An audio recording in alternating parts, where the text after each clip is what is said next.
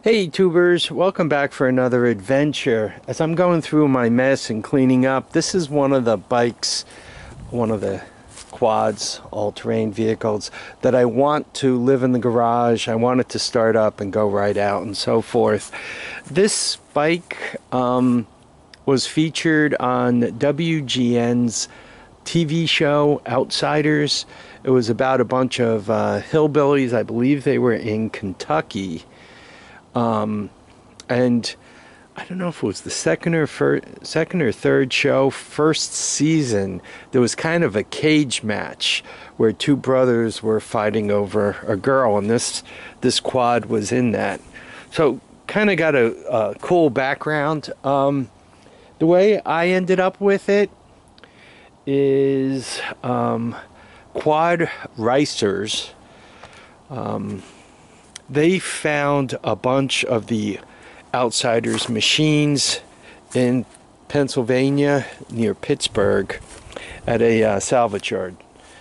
Cycle Salvage is the name of the place. As a matter of fact, he's got another couple of these in there. And I bought it over the summer and I got it running, but I really didn't do too much more with it because I really didn't want to ride it. When you shift it, it was banging the gears. So I tried to adjust the clutch and it wouldn't let me do that. If you're familiar with adjusting the clutch, you loosen a bolt on the outside. I think it's a 14, and there's this screwdriver tip in there. You tighten it so that it's barely touching and you back it off a quarter. Well, where the screwdriver bit was, it was all torn up.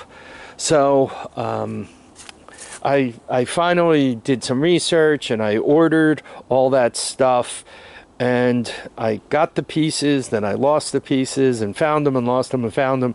I found them again, and I really want to get this thing doing all its proper stuff. Now, I dragged it over here. I haven't started it since summer, so it's kind of going to be interesting to see if it starts. The gas isn't labeled, so I don't know if that's on or on reserve or where it is. I put a standard 200S carburetor on it. I don't know, what's that, a PZ29 or whatever. I put a battery in it, and let's see what it does. I'm obviously gonna flutter the throttle a little bit at the same time. I'm going to crank it. Let's see if it'll start. Oh, a little kickback.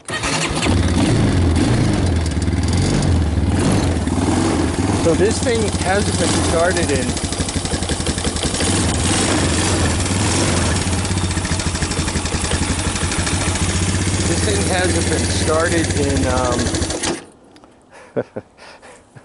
months, and yeah, she fired right up. You gotta love a Honda.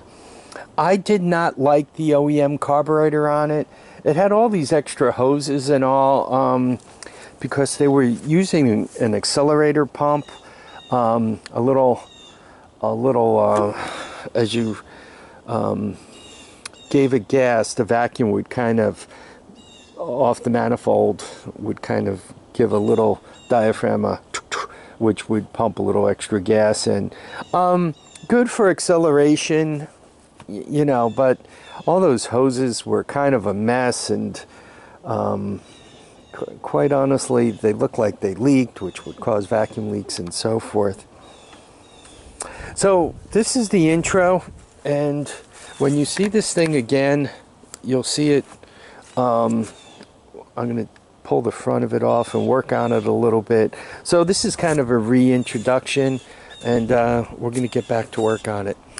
I'm trying to keep my videos relatively short,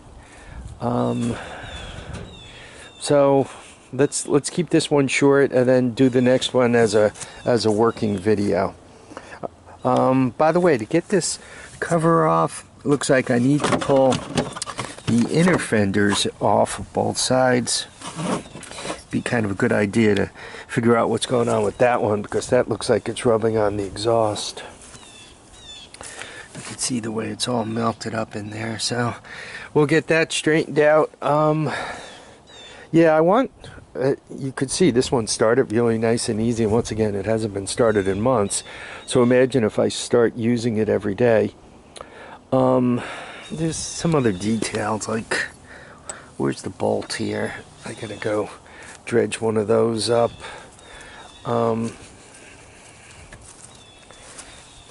That has all of them. I think the fronts have all of them.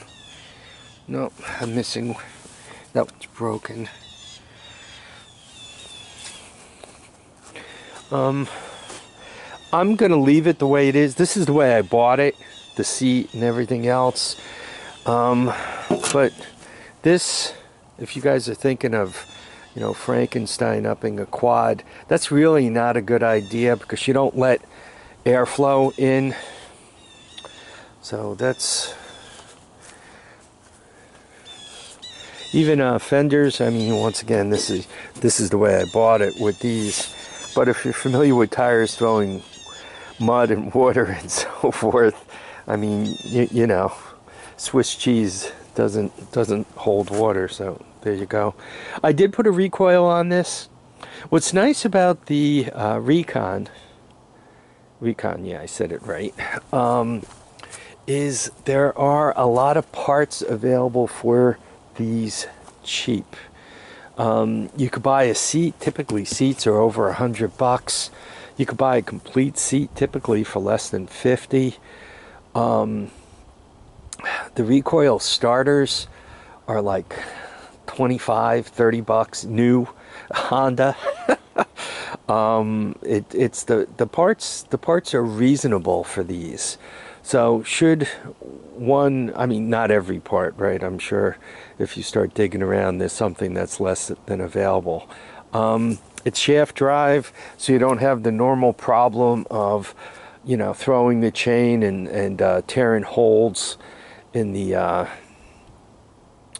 in the cases. I actually like this bike. I've, you know, ridden it a little bit, not a lot, because of the shifting issue. I really haven't romped it, but I do like it. The way those back tires are, they're kind of too big, and they kind of pulled them inboard a little bit.